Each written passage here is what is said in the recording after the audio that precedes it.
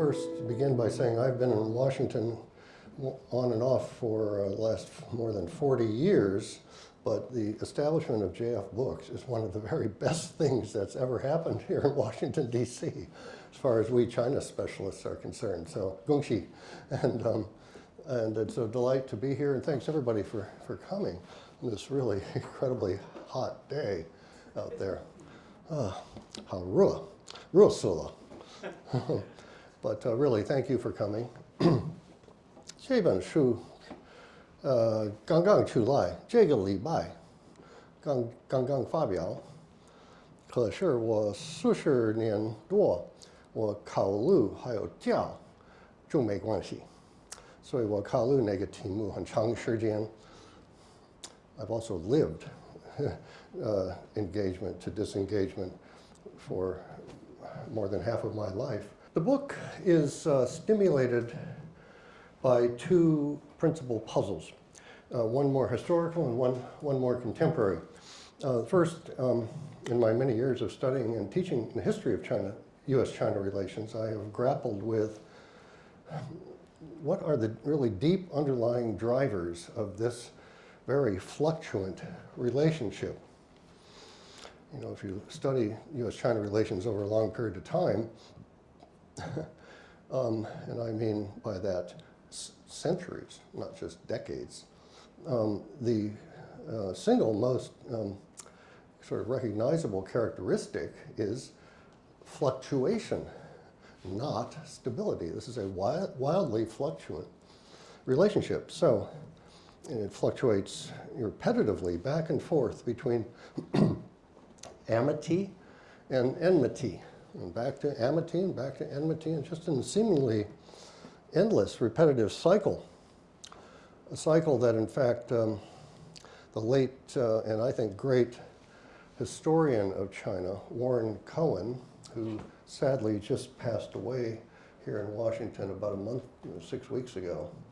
Warren, I have deep respect for his works, but amongst other things, he termed this fluctuation from amity to enmity the love-hate cycle in U.S.-China relations. So that's the historical puzzle. Why has it been so difficult for these two countries to establish a really a modus vivendi, not a stability? Few countries in the world have really stable relations. But what causes the fluctuation? So that's puzzle number one. That's the historical puzzle.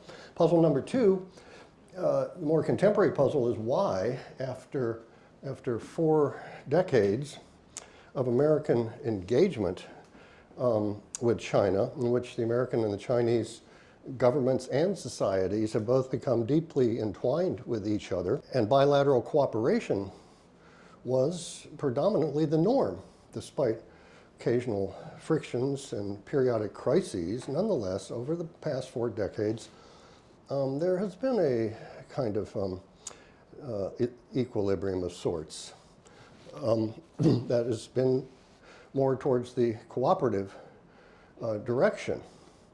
But why, over the past decade, has this engagement given way to comprehensive competition in which the frictions and the systemic disengagement have become the overriding character of the relationship? Okay, so that's puzzle number two, more contemporary, more recent. How is it, in this regard, that China's previously positive image amongst the American public has taken a real nosedive since about 2012? When I give this talk, I sometimes have PowerPoint slides, and I, at this point, show the Pew Research Center's polls over the last 15, 20 years of the American public's views of China. You can look those up for yourself. But at the end of last year, and I think still presently this year, more than 80% of the American public have, quote, unfavorable views of China. More than 80%, 8 out of 10 Americans. Moreover, Pew finds in their most recent polls that 42%, not quite half, 42% designate China as an enemy. DRAN, 50% they find designate China as a competitor, 竞争者, while only 6% see China as a partner, 伙伴. So, this is really striking deterioration just since 2012. So to answer these puzzles, and the basic argument of the book is that over 4 decades from the 1980s through the 2010s, China, I argue, won over the United States through its generally own reformist domestic policies and its foreign policies that generally coincided with the premises and the expectations of the American engagement strategy towards China. So the American engagement strategy has been is the independent variable that I study in this book. And China's behavior and policy over time is the dependent variable. And I'll say more in a moment about what these American expectations and premises were. But in short, I argue, when China's policies and behavior conformed with American expectations, the two could cooperate and generally had non-conflictual relations. But when China did not conform to American expectations, frictions followed. So, and moreover, ironically, really, I found, surprisingly, but the deeper the engagement and the presence of each country in the other's society, other country, the deeper the suspicions and the greater the frictions that emerged. Now this is ironic, it's very counterintuitive because engagement, the American engagement strategy was premised on the liberal assumption, with a capital L, of the deeper and broader each side's presence in and interactions with the other, the stronger the relationship would be. Quite to the contrary, I've found, because beginning around 2010, a wide variety of American actors began to encounter considerably increased obstacles to their work in China. NGOs, journalists, American companies, philanthropic foundations, universities, educational exchange organizations, the American Embassy and its consulates, and other American actors all began to encounter increased obstacles and impediments to their normal work, the whole reason they went to China in the first place.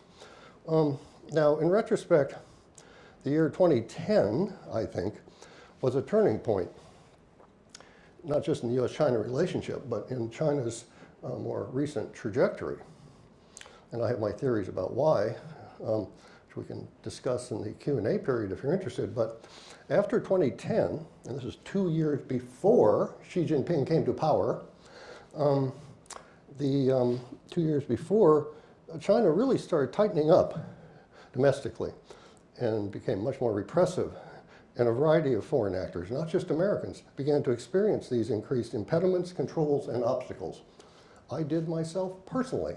I was visiting a senior Fulbright scholar in the Chinese Academy of Social Sciences, Institute of World Economics and Politics that year for a whole year. And they did their best, CAS, to impede, well, I'll just put it this way, they did not help facilitate my research. Maybe I should say that. Yeah, some of it they tried to impede, but they didn't help, which is very strange because this was not the first time I'd been in the Chinese Academy of Social Sciences.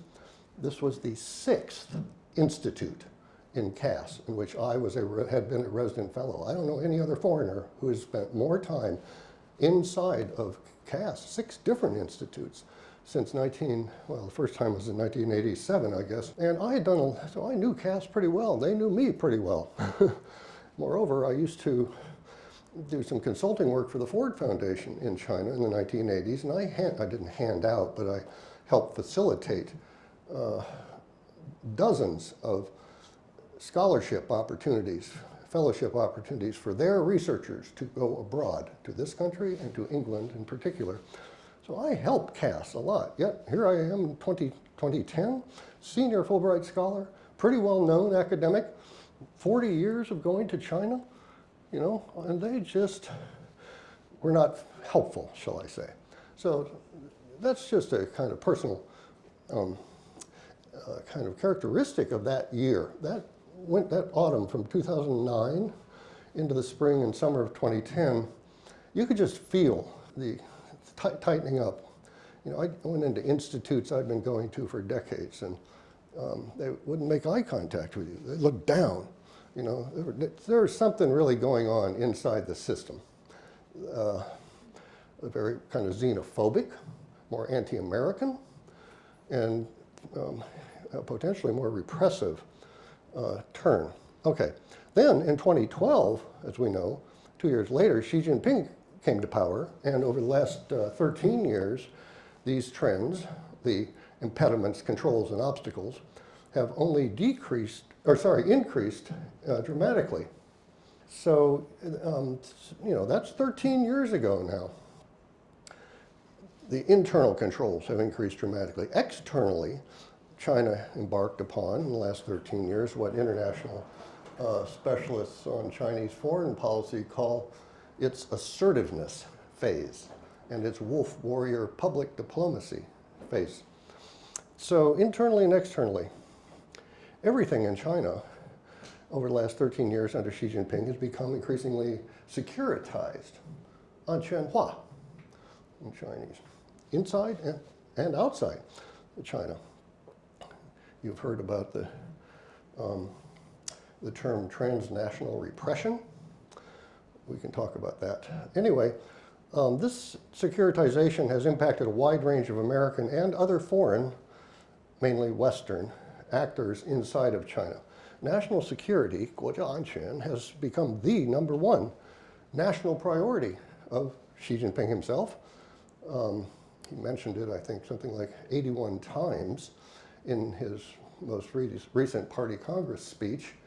And development, 发展, which used to be the #1 priority, slipped, was only mentioned, I forget, don't quote me on this, something like 50, 60 times.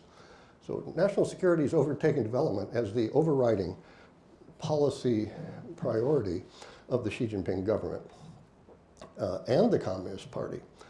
And within national security, according to Xi Jinping's own, what's he call it, the 总体国家安全观, the comprehensive security outlook, which he announced, oh gosh, back in 2016, I think. When he announced it, it had 11 categories.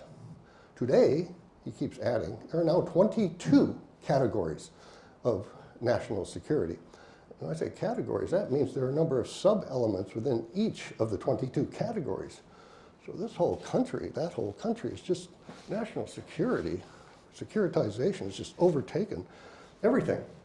Okay, so over the past decade, therefore, I argue China progressively lost America because the many actions of the Xi regime have undermined both the premises and the goals of the engagement strategy and actually affected the individual interests of various American actors in the country.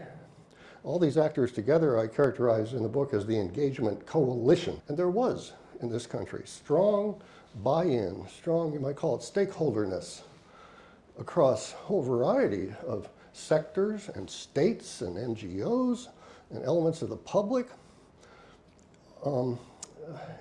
about the engagement strategy. Well, that began to unravel, I argue, around 2010, 2012, and has just continued to snowball.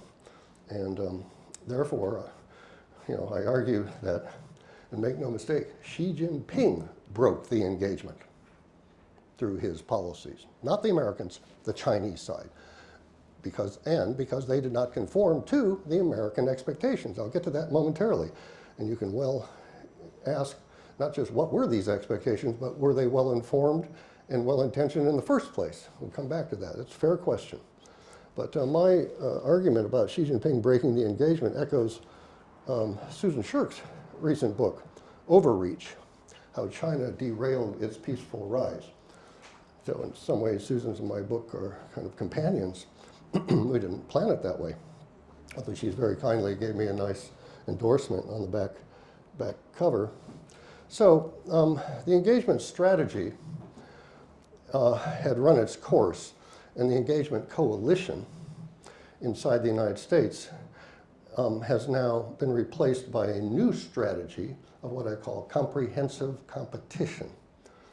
And a new coalition has emerged called the Counter-China Coalition, replacing the Engagement Coalition, okay? And like all coalitions, it has broad-based involvement across a whole variety of sectors in the American government and in the American society. I have, in fact, I'll get to this, but I have two chapters. One is called Inside the Beltway, which looks at the different parts of the American government. Then the following chapter, number 6 or 7, is called Outside the Beltway. And it looks at a whole variety of private sector actors in American society. Now, what was the strategy of engagement? What were the premises? And what was the United States intending to achieve?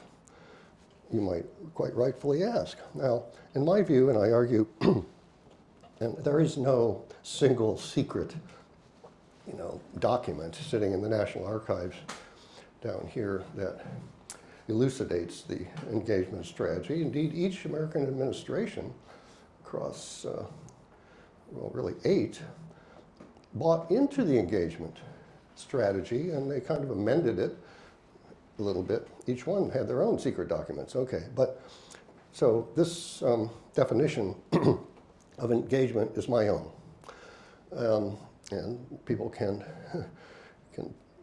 take issue with it. I call it, there are 4 strategies and the 7 tactics. Very Chinese. So what were the 4 master strategies, you might say, the big strategies? I'm talking about from the 1970s through to 2017. That's the engagement period, okay? Nixon to Trump. If you're wondering, what am I talking about here? 70s, 80s, 90s, 2000s, 2010s until 2017. That's a long period of time. Okay, so what was the strategy premised on? 4 elements. First, to modernize China economically and technologically, or help China modernize itself economically and technologically. Second element, to liberalize China politically and socially. And notice, I did not say, I repeat, I did not say democratize. I said liberalize. Americans have, some Americans, I'm sure, thought that they could democratize China. I'm not one of them. I don't think any realistic scholar of or student of or somebody knows about China thought that was really feasible. Liberalize, yes. Liberalization is on the path to democratization. That's classic modernization theory, right? Middle classes emerge, the state withdraws from society, civil society emerges, limited freedoms open up, a whole variety of things that are part and parcel of what was known when I was in graduate school as modernization theory. For those of you who are younger and don't really know about that, go back and read Samuel Huntington and others on that subject. Okay, so liberalize, second dimension. Third, socialize and integrate China internationally into the international system.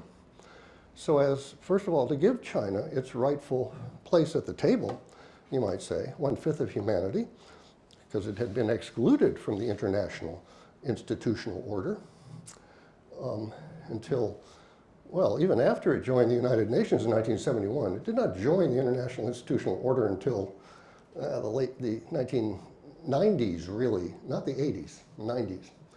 Joined the World Bank and the IMF in the 80s. In fact, I was on a trip to China with Robert McNamara when he was the president of the World Bank, trying to get the World Bank's offices opened in China. Anyway, point is to bring China into the international institutional order, but to thereby socialize China. And I'm not talking about socialism here, I'm talking about conditioning China behaviorally, normatively, into the international order. What was the international order? The International Liberal Order, the capital L, again, from the San Francisco Conference, 1945, all the way through. All these institutions that we take, or used to take, as, you know, the multilateral architecture of international relations. The idea was to bring China in, but let the institutions do their own work on China. Train their professionals, influence their society, condition their government officials, and, you know, shape China.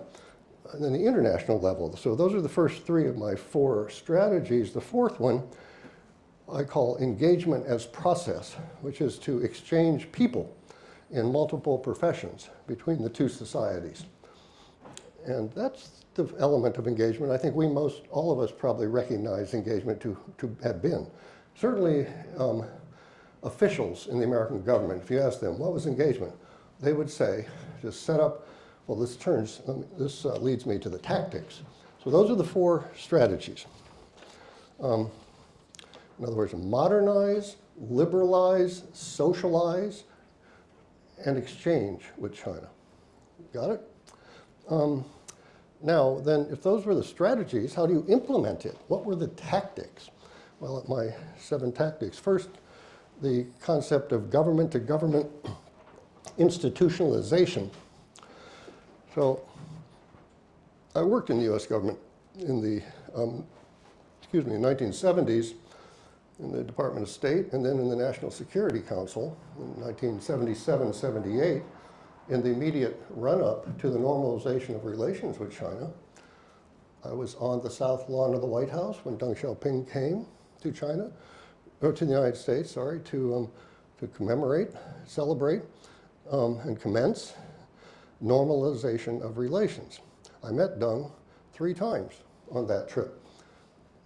Shook hands with him. He came up to about here on me, but I spoke to him in Chinese. But I couldn't. His Sichuanhua was really, but the reason I raise this is because the person I worked for in the NSC, Michael Oxenberg, whose name some of you might recognize, he was a famous University of Michigan professor. Who was on leave from the University of Michigan to be President Carter's and Zbigniew Brzezinski's chief China advisor. And Oxenberg recruited me from the State Department to go work for him for 2 years on the NSC staff, as I say, in the 2 years in the run-up to normalization. So a lot of the work he had me do had to do with the different pieces of the puzzle, you might say, that were required to achieve normalization. You couldn't just declare it. There were a lot of obstacles that had to be overcome. So I was sort of present at the creation of engagement, literally. A very tiny minor role. But so again, Oxenberg, his idea of government-to-government institutionalization, what he called marrying bureaucracies together, like two spouses, was critical. Because when he came into office, the American and the Chinese governments had a legacy. There was no institutionalization. There were no memorandums of understanding. There were no exchange accords. They both had bureaucratic missions shaped by the Cold War against the other, and with a lot of resources behind those Cold War premises. So Oxenberg's challenge really was how to flip that. Turn the confrontational Cold War bureaucratic missions of every department in the American government, you name it, public health, the militaries, the security services, everybody, turn those into positive, cooperative missions. So that's the first tactic, marrying bureaucracies together. Second tactic of engagement was to build society-to-society ties at the subnational level. Students, states, tourists, NGOs, all kinds of linkages. Third tactic, to create civil society in China. Why? To improve to liberalize China. We knew from across the globe that civil society emerged as countries modernized, and it led to the liberalization, if not the democratization of those countries, particularly in East Asia. So it's worth a try with China. Fourth tactic, to invest in and trade with China. Otherwise, to contribute to the marketization of the Chinese economy and thereby the dismantling of the socialist planned economy. That was the fourth tactic. Fifth tactic, to improve China's domestic governance and professional governance, what's known as capacity building, respect human rights, the environment, rule of, well, that's the next one, number 6, building the rule of law. What kind of law? Western law, or legal premises at least.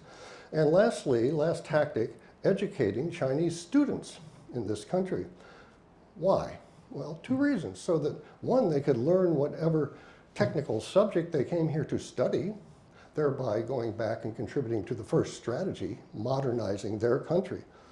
But secondly, so that they would learn about the United States and its values, its norms, and how it operated, and go back to China and hopefully become agents of change. What kind of change? Political change and social change.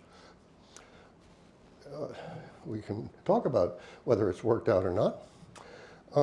But those are the 7 tactics, the 4 strategies and 7 tactics. That's what you wonder, what's the secret sauce? What have these Americans been up to for the last 5 decades? That's what I would argue we've been up to. And moreover, I'd argue the Chinese get it. They know what we've been up to. But so taken together, these are the elements. Now,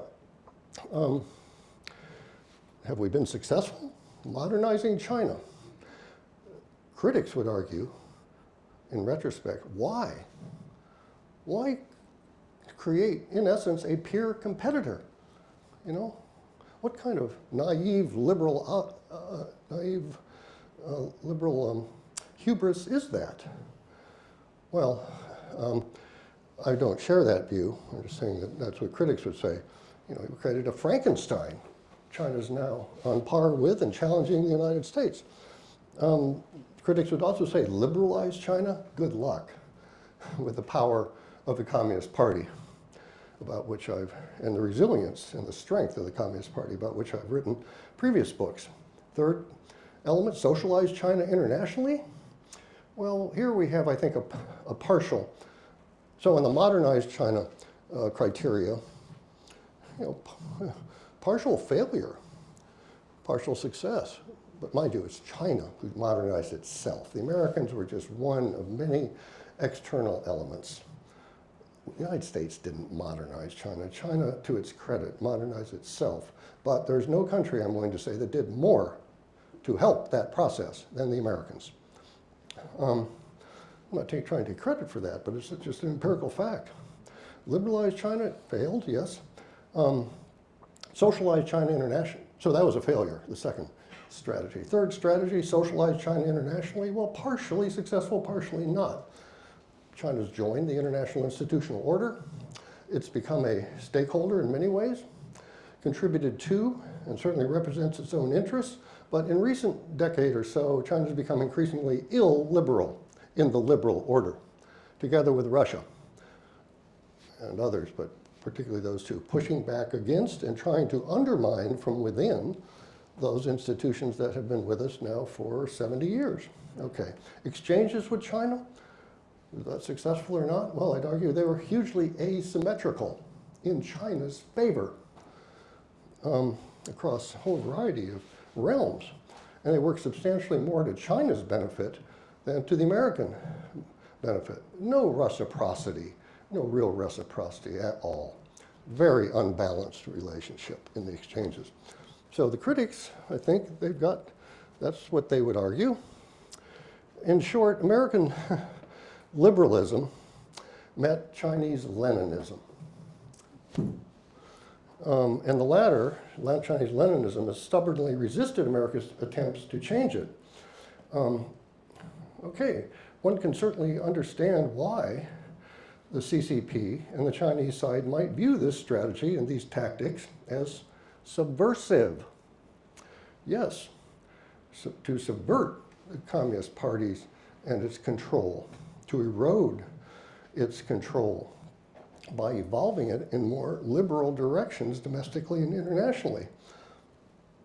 Americans, you know, the CCP, Mao himself has been warning, CCP has been warning its citizens since 1955 when John Foster Dulles first testified in front of Congress and said American policy should be to peacefully evolve socialist societies, not just China. He was arguing for other communist societies. Peacefully evolve, 和平演变, into non-communist societies. Well, the Americans played their cards in 1955, the Secretary of State, and the CCP's been on high alert ever since for this. That's their default assumption. The Americans are out to undermine us and perhaps overthrow us. That's what they saw in June 4th. They saw June 4th as an American attempt to overthrow them. That's what Deng Xiaoping told Brent Scowcroft, and you can go read the transcripts of the exchanges a few weeks after the Tiananmen massacre.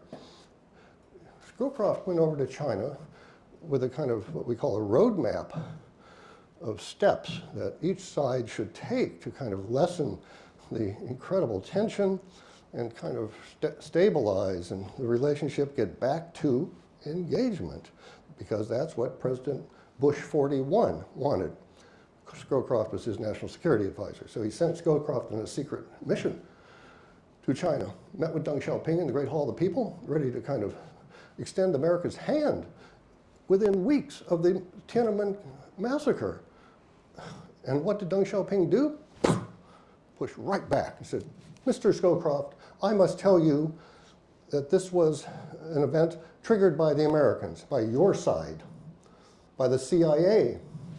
We would not have had this baoluan, this turmoil, Fan Geming baoluan, counter-revolutionary turmoil, if it hadn't been for you Americans. Nonsense, absolute nonsense. But that's not, you know, you don't say that in the first few minutes of meeting a secret emissary from the American president who's trying to stabilize the situation. So, okay, where was I? So, subversion. The Chinese have Communist Party, let me be precise. The Chinese Communist Party has seen the American strategy and tactics and policies as inherently subversive for decades. And after the color revolutions and the collapse of the Soviet Union in 1991 in particular, they doubled down. And that's what 2010 was all about. It was really a reaction to the color revolutions. In fact, I have it on good authority. 2 foreign ministry officials, Chinese foreign ministry officials, have told me that they personally witnessed and overheard Hu Jintao grab Vladimir Putin by the lapel of his coat at a Shanghai Cooperation Organization meeting in Tashkent or somewhere, and said, President Hu, if you don't get a grip on these international NGOs and foundations in your country, China, like we are doing in our country, Russia, you too are going to have a color revolution. So I published this quotation in China Goes Global, because after I was told this story, not by one, but by 2 individuals who witnessed it. So the color revolutions across Central Asia and in Eastern Europe really spooked Putin, and it spooked the CCP. Okay, so this is how the Chinese have looked at the American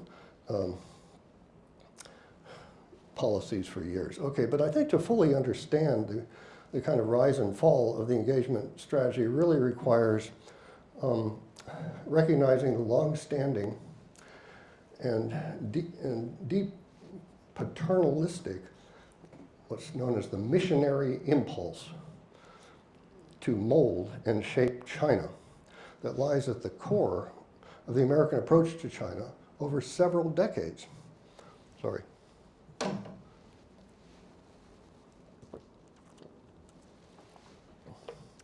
So, indeed, the American attempts to shape, mold, and change China far predate President Nixon's opening.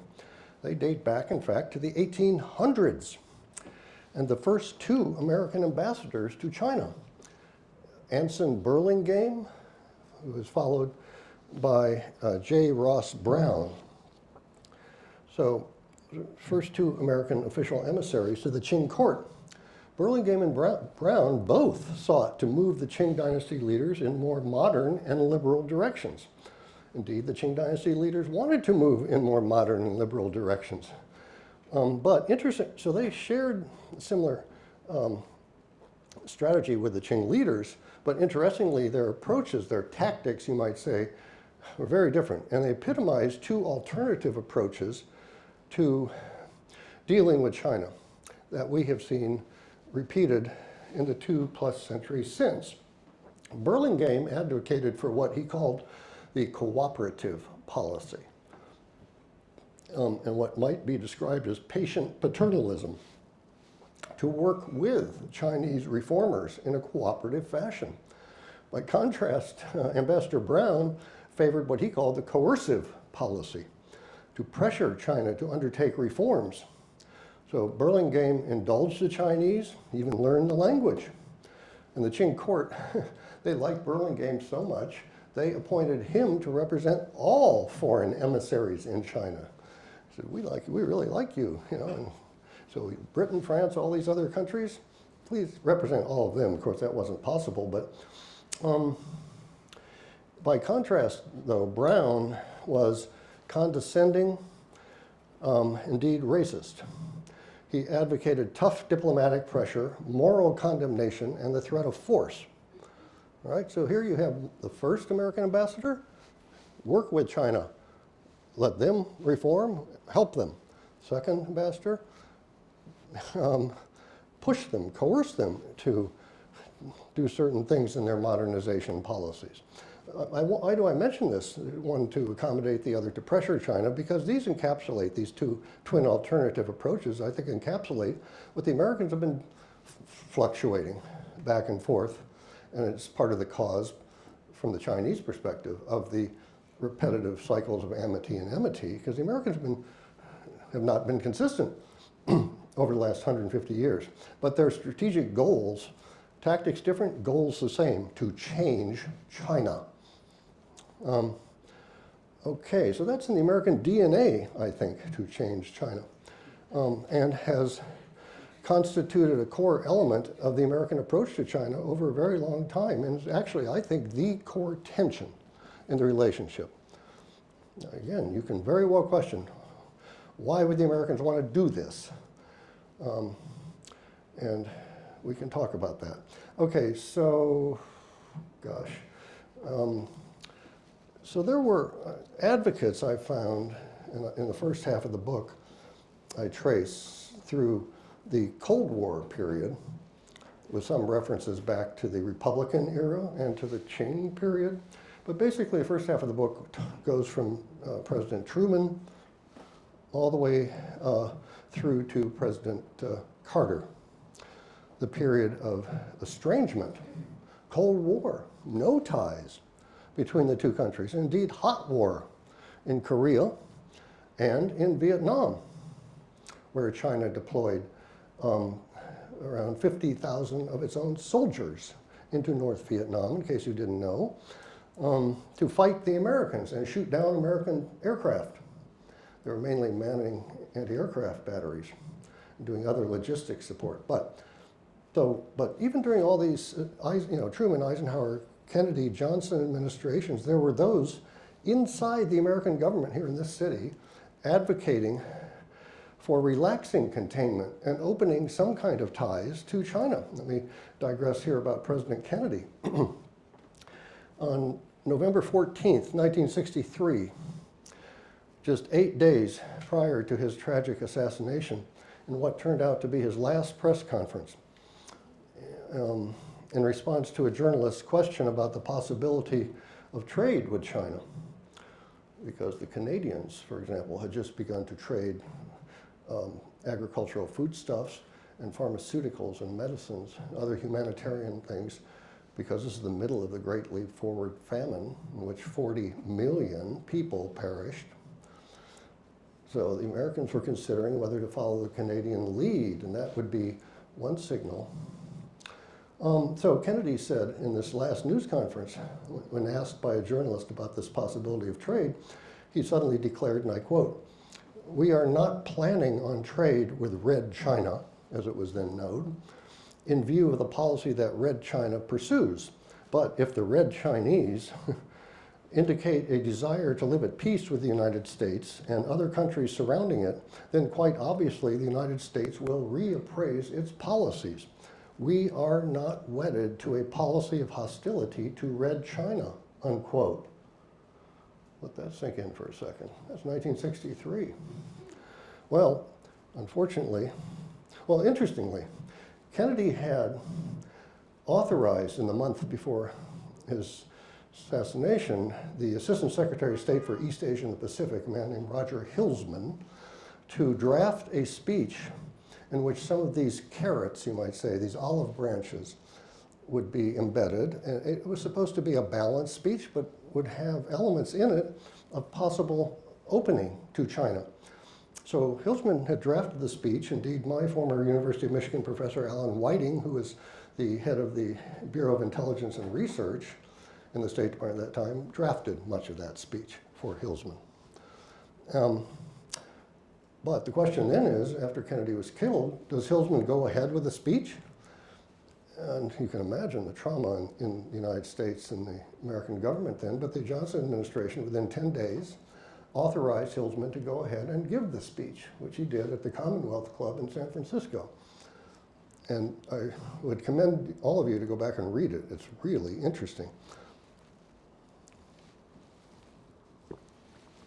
Okay, so, and thereafter, a number of non-governmental organizations inside the American society began to advocate for opening some kind of relations, short of formal diplomatic relations, with China.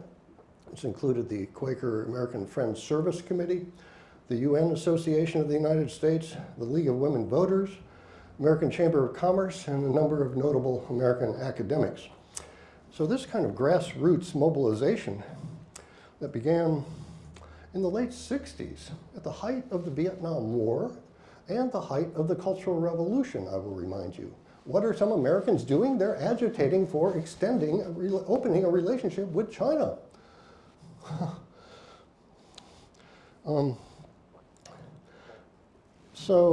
interestingly, Chairman Mao and Zhou Enlai were contemplating exactly the same. We know now. 1968, Mao authorized 3 marshals, Su Yu, Xu Shangqian, and Ye Jianying, I think, to do a strategic survey of China's national security. These 3 marshals, which are much higher than generals, come back and said, "Sir, the situation's pretty dire.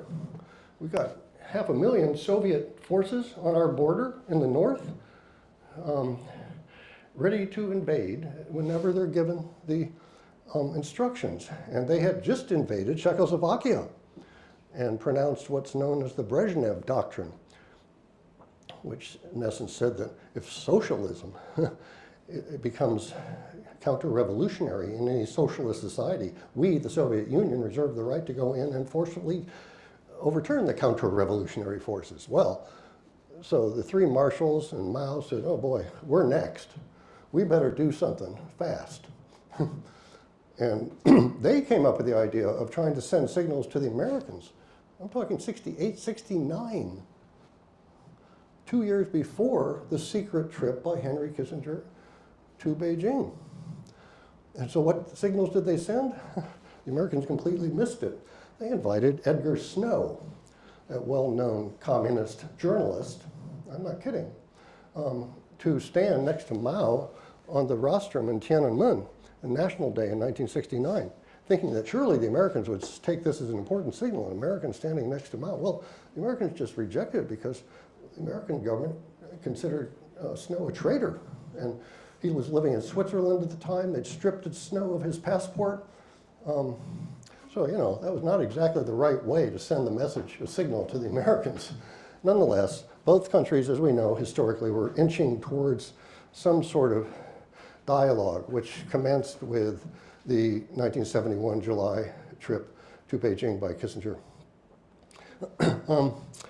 Okay, so Nixon's own visit next February 72 was in fact, I would argue in the book, pushing on an open door in American society. There were already these advocates across American society trying to pressure the American government to reconsider its containment policies. Indeed, Nixon himself said in 1968, "The world cannot be safe until China changes. Thus, our aim, to the extent that we can influence events, should be to induce change." Okay, so that's the context of the book. That's the basic argument of the book. That's the first half of the book. The second half, as I indicate quickly, goes into the last decade, and it does so in a whole chapter 6 about inside the Beltway. It looks at the executive branch departments, the Congress, and the national security community, which is comprised of the American military, the intelligence, and the counterintelligence communities. That's chapter 6. Chapter 7 looks outside the Beltway at non-governmental actors all across this country. In the American body politique, I have a whole long section about how the MAGA movement looks at China, for example, and how China is viewed across the American society. And then it proceeds through 4 key American actors: American NGOs, American universities, the American business community, and American states. Each of these 4 communities have been negatively affected by Xi Jinping's policies. They have become individually alienated from and found it very difficult to do their normal work inside the country. So they peeled off from this engagement coalition one by one, I argue. Okay, then lastly, or next to lastly, there's a chapter 8, which is, I call the Great American China Policy Debate of recent years.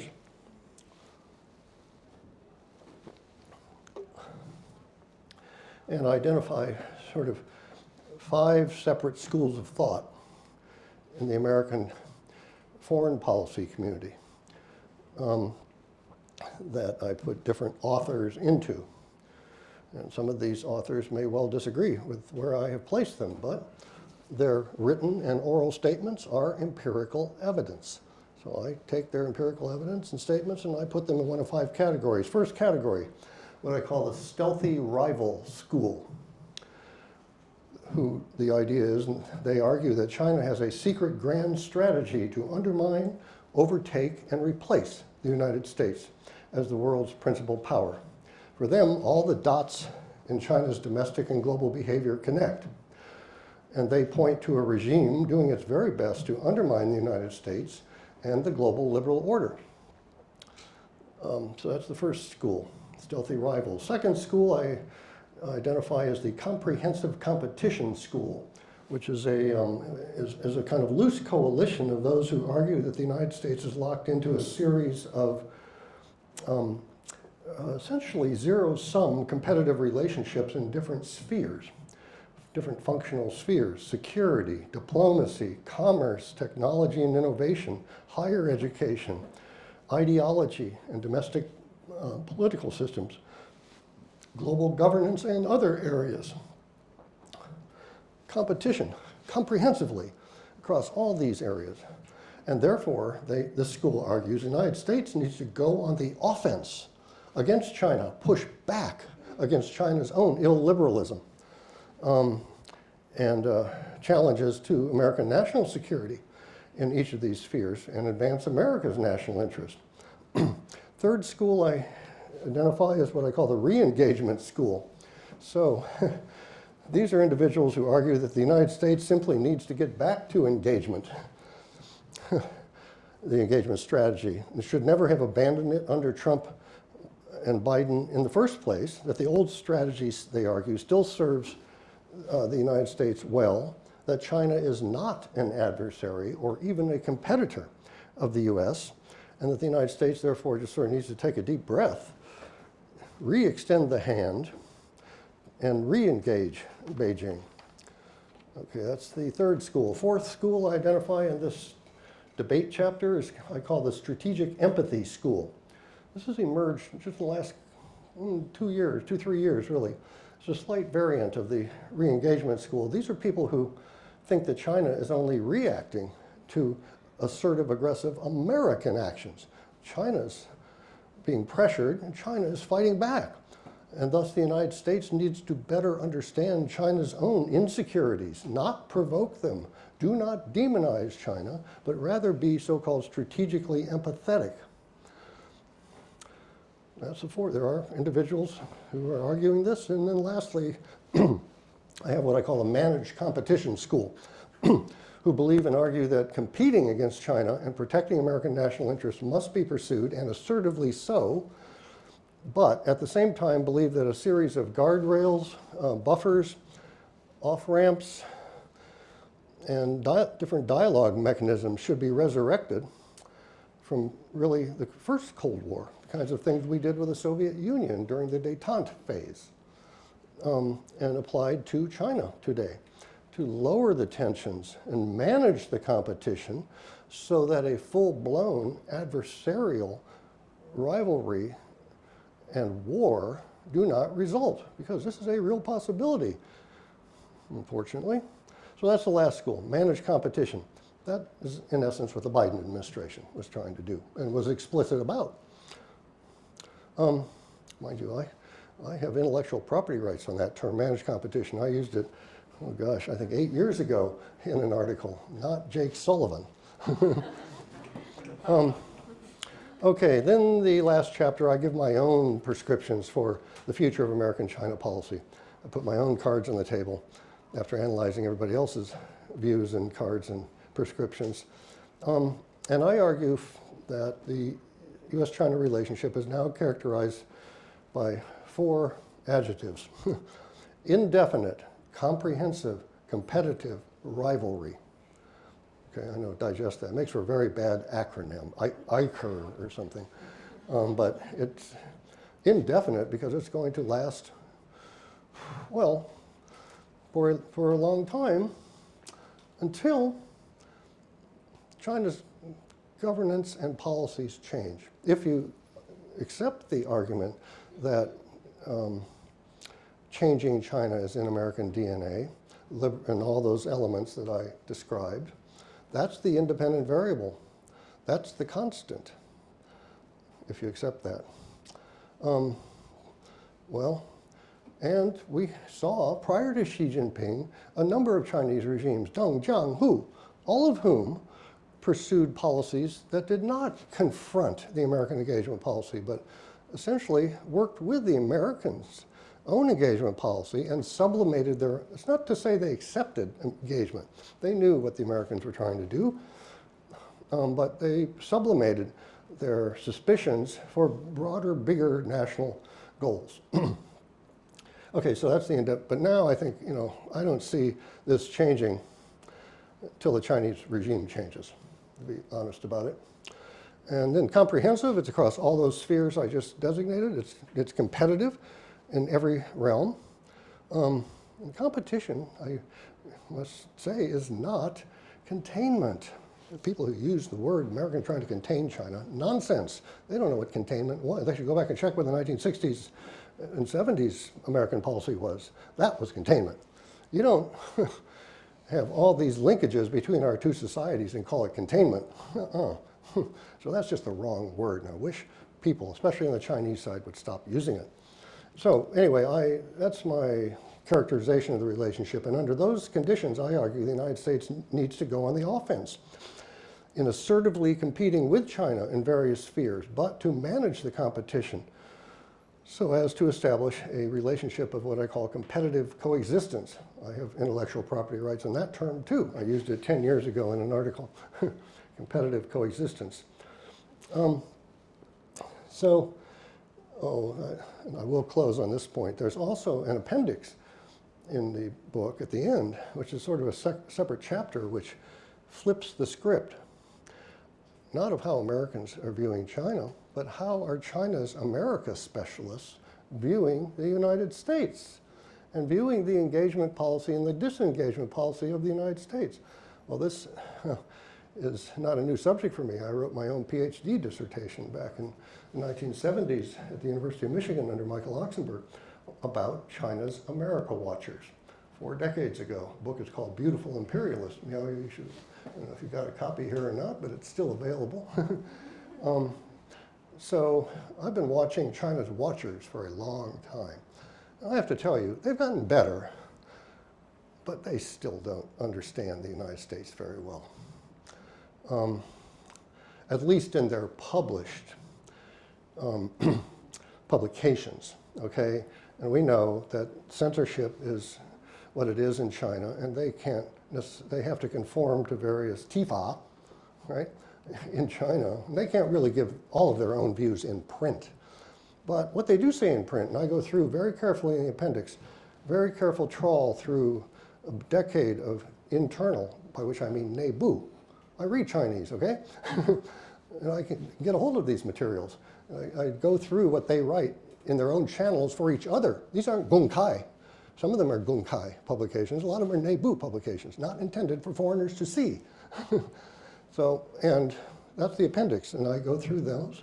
Really interesting, but they missed. What I find is that there was a massive intelligence failure on the Chinese side in the late 2000s, 2010s, during the Obama administration, when in this country we began questioning engagement. Is it working? Why isn't it working? What can we do about it? There's a very kind of deep undercurrents of debate and questioning about engagement. Well, did the American watchers pick up on it? No. After the fact, yes, they're pretty good retroactively in analyzing things that happen in this society and others. But in terms of anticipating and forecasting and picking up on the undercurrents, they're not very good. In other words, they miss the cultural element of the United States. They look at all the structural elements.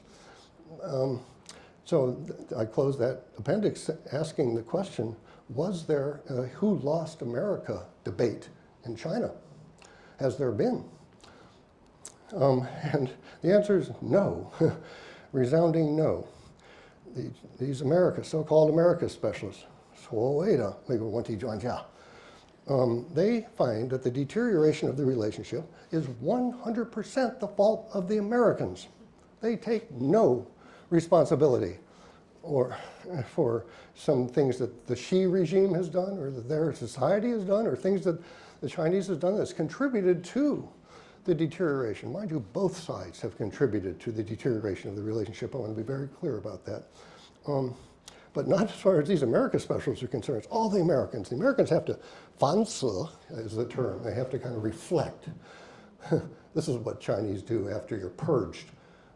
After like the Tiananmen massacre, all the people who were involved were interrogated and then they were told, you got 反思 考虑.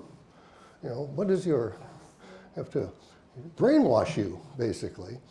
But so the Chinese are saying to the Americans, oh, you have to 反思, you Americans, and find the evil in your ways, rectify it, and then maybe we can get back to a normal relationship. That's their argument. Okay, so that's what the book is all about. I'm sorry I've gone on longer, but I encourage you to maybe buy one. I'll be happy to sign them afterwards, and I'd be happy to take your questions too.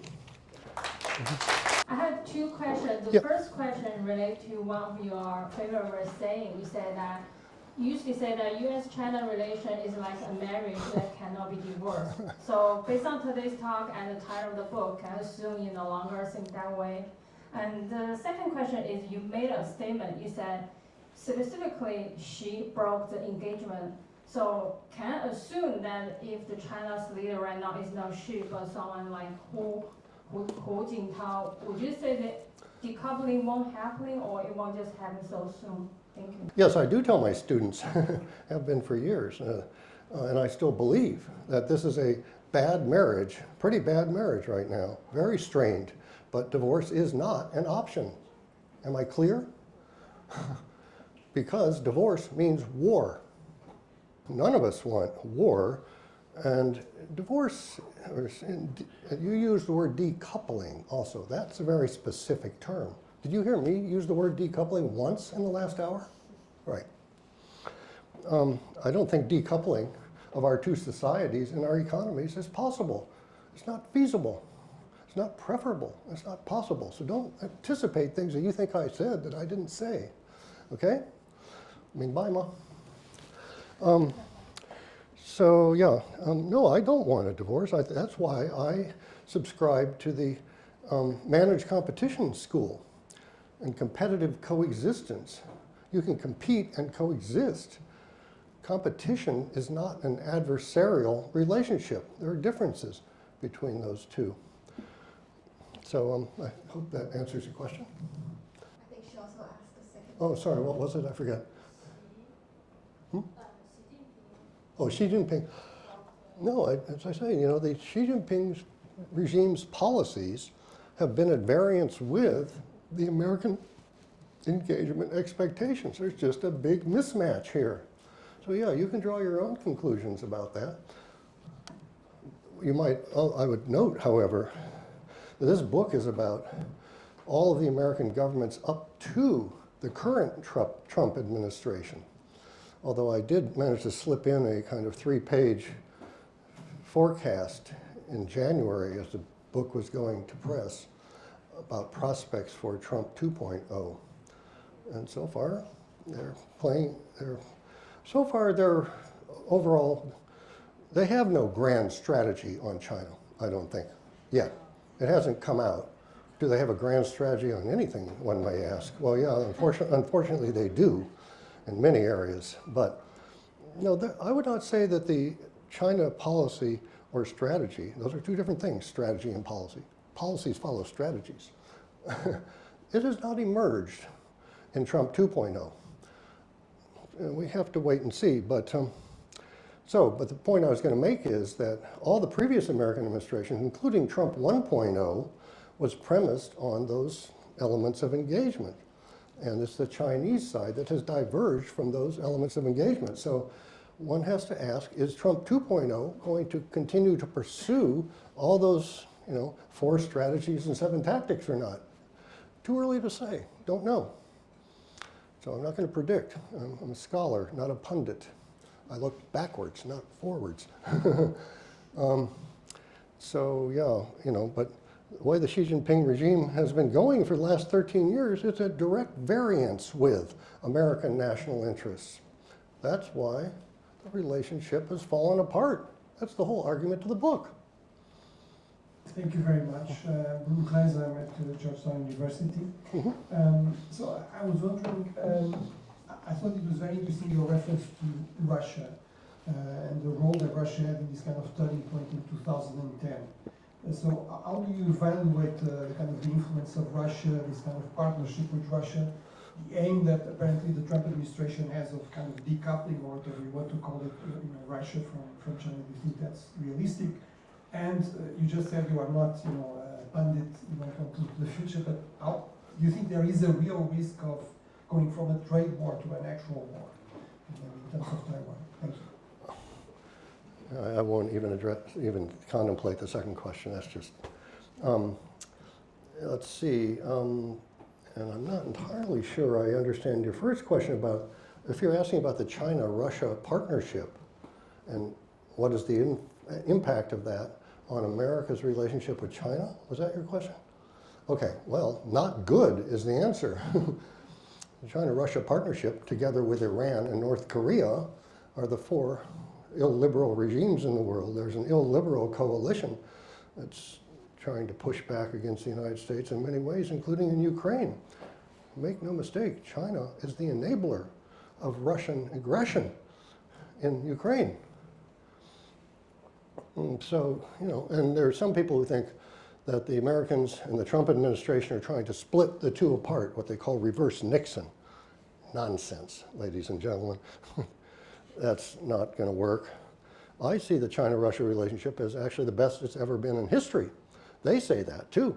It's very close. It's deeply institutionalized, from the presidents who've met 44 times, on down through the bureaucracies, through the societies, and their domestic and global interests coincide. These two countries, these two regimes, not countries, regimes, and I didn't say administrations, regimes are on the same page, and they're pursuing the same things, to undermine the United States and the international liberal order. So these are 2 big countries, and when those two, we're not talking about more minor countries, they collaborate in such a grand strategic mission, that's not good for the United States or for the West or for American allies and partners elsewhere in the world. Okay? Thank you.